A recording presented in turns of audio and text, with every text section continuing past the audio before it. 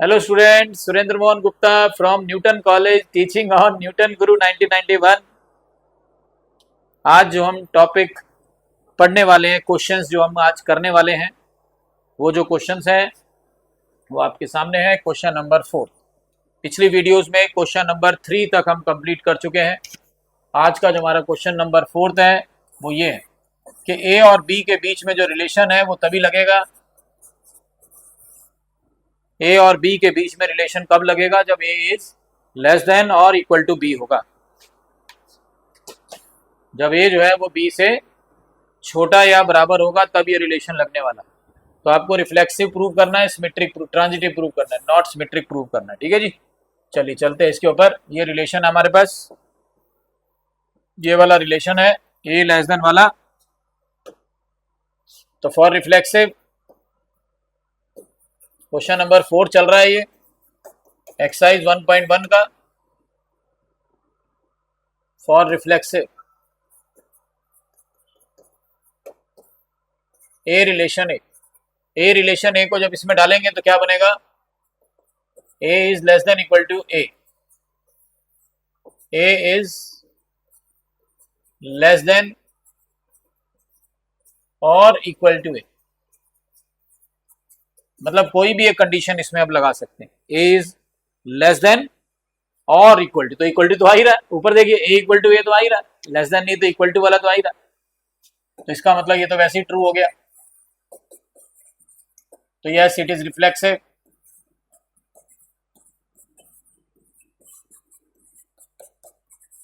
उसके बाद है symmetric. If A relation B तो it implies B relation A. और अगर इसको इस फॉर्मूले से खोलते हैं तो if A is less than equal to B it implies B is less than equal to A. मतलब अगर ए बी से छोटा है या बराबर है, बराबर तो क्या होगा जब ए और बी डिफरेंट नंबर है। ए और बी को हम क्या लेके चलते हैं, डिफरेंट नंबर्स, है ना। तो जब ए और बी अगर डिफरेंट नंबर्स है तो अगर ए बी से छोटा है तो इट इंप्लाइज बी ए से छोटा कैसे हो जाएगा। मतलब जैसे मान लो मैंने ए ले लिया 2, बी ले लिया 3, मतलब ए बी से छोटा है, ठीक है। तो 3 लेस देन 2 नहीं होगा ना, ये नॉट ट्रू हो जाएगा, यानी कि नॉट सिमेट्रिक, ये सिमेट्रिक नहीं होगा।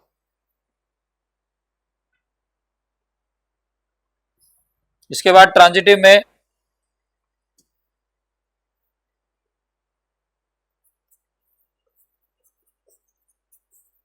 कि अगर ए रिलेशन बी है और बी रिलेशन सी है तो to prove A relation C. A relation B है, बी रिलेशन सी है, तो आपने प्रूव करना है ए रिलेशन सी। मतलब इसका ये हुआ कि अगर A less than equal to B है और B less than equal to C है तो to prove A less than equal to C. और वो तो होगा भाई, अगर ए बी से छोटा है, बात समझ रहे, इक्वल टू तो हो नहीं सकता ना, क्योंकि मैंने आपको बताया कि ए बी और सी ये सब डिफरेंट नंबर है। तो अगर ए बी से छोटा है, बिल्कुल ठीक बात। जैसे मान लो मैंने ले लिया 2, बी ले लिया 3, सी ले लिया 4। ए बी से छोटा है, बी सी से छोटा है, तो नेचुरली ए जो है यानी 2 जो है वो 4 से छोटा ही होगा। तो यस ये ट्रू हो गया ये भी। तो यस ये ट्रांजिटिव आ गया, ठीक है ना। कई क्वेश्चन ऐसे बड़ी, मतलब शुरू के 2-4 क्वेश्चन को अगर हम तरीके से बिल्कुल शिद्दत के साथ जिसे कहते हैं ना उस तरह से कर लेते हैं तो बाकी धीरे धीरे समझ में आने लगता है। इतना भी इसका नेचर खराब नहीं है, शक्ल बेशक खराब है पर दिल का अच्छा है चैप्टर। 5वें में देखिए ये वाला जो मैंने अभी क्वेश्चन किया है,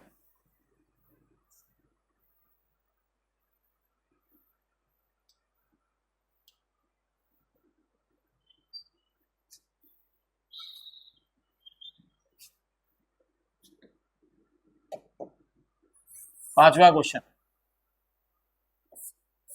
इसमें लिखा A is less than equal to B Q.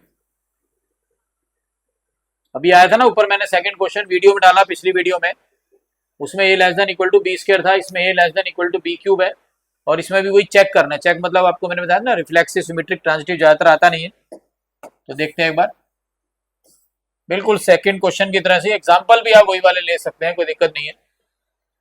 Question number 5 exercise 1.1, a relation b, it implies a less than equal to B cube. a relation b, a less than equal to B cube. तो for reflexive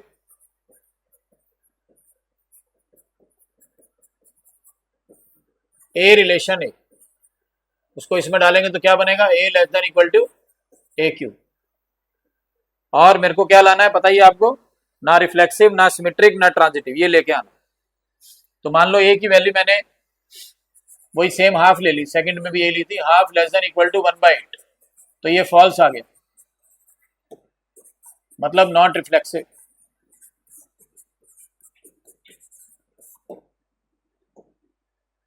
now for symmetric,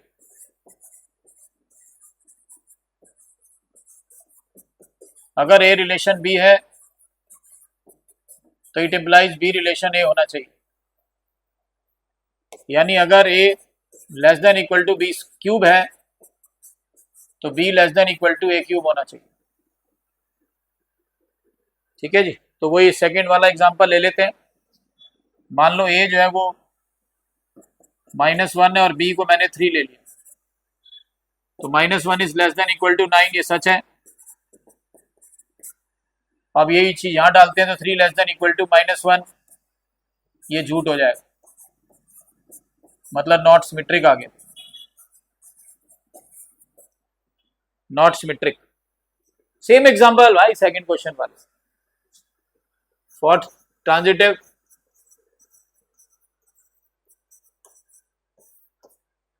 if a relation b,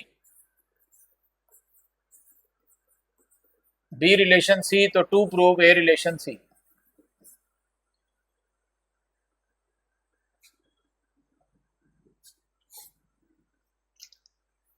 ठीक है जी, तो अगर a less than equal to B square, B cube, b less than equal to c cube, तो to prove a less than equal to c cube. तो वही वहां लिए थे मैंने, 24 हो गया। ठीक है, ऐसी कोई भी एग्जांपल ले लो, -24 लेस देन इक्वल टू, मान लो -3 लेते हैं, नहीं -3, हाँ -3 मतलब -27, तो ये सच हो गया। अब इसको लेके इधर चलते हैं, -3 लेस देन इक्वल टू, ये छोटा करना है -3 को 2 से, 2 ले लिया, c की वैल्यू 2 ले ली, तो 2 क्यूब हो गया 8, ये सच हो गया। और यहां लेंगे तो a की value 24 less than equal to 8, तो ये झूठ हो गया, तो ये नॉट ट्रांजिटिव आ गया, नॉट ट्रांजिटिव। ठीक है जी, आ रही बात समझ में। एक क्वेश्चन और देखते हैं, क्वेश्चन नंबर 6 देखिए।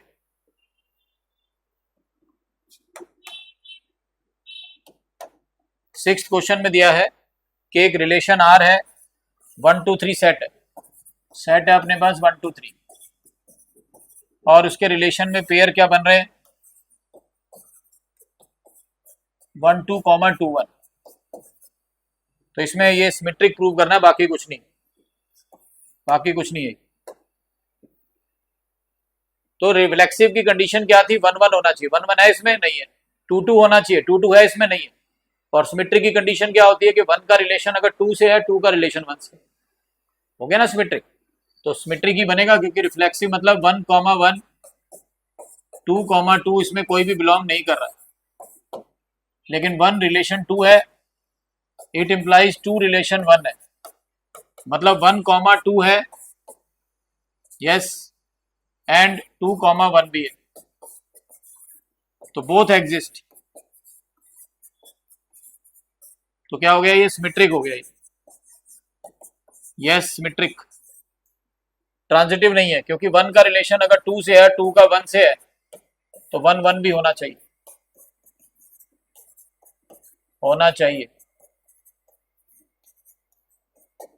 क्योंकि 1,2 एग्जिस्ट कर रहा है, 2,1 भी एग्जिस्ट कर रहा है, तो 1,1 होना चाहिए, बट 1,1 नहीं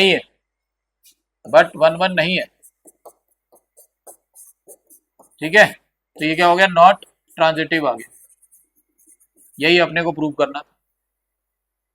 आ रहा है बात समझ में? और अगर आपको लग रहा है कि समझ में आ रहा है तो एक बार सब्सक्राइब जरूर करिए, व्यूज बढ़ेंगे, मजा आएगा और अच्छा लगता है पढ़ाना, ठीक है जी।